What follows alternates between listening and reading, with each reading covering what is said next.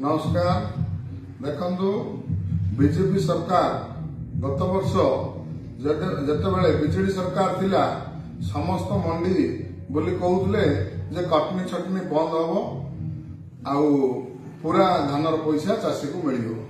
किंतु आज गोटे दुखर विषय जेतेबेले सरकार बीजेपी आसिला अदिन वर्षा आई चाषीर मेरुदंड भांगी सारी से समय मध्य धान मंडी के आनिया बाध्य कर आग धान घर उठुला किंतु आज धान मंडी के आनिया बाध्य कर धान मंडी के आसला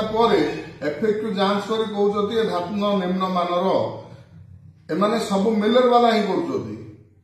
एफएक्यू जांच जदि स्वतंत्र जड़े ऑफिसर रही था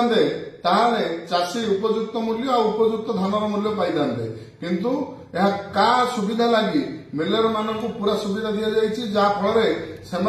5 केजी रु 10 केजी जाई कटनी छटनी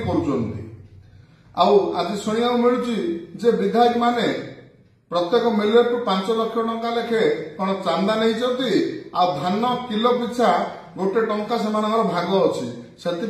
मिलर मान को फ्री छाड़ दि जाए समस्त चाषी भाई को मोर निवेदन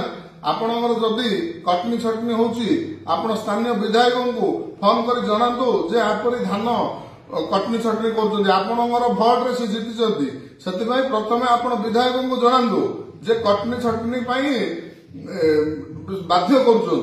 जदि विधायक कौन एक्शन न निए तार जना पड़ो जे लोक जो आलोचना कर 5 लाख टंका लेखे गोटे मिलर नहीं टंका जो धान प्रति कमिशन नहीं सत्य जना पड़ो आम राजरास्ता को ओह्लैवा चाषीर हक लड़ाई करवा।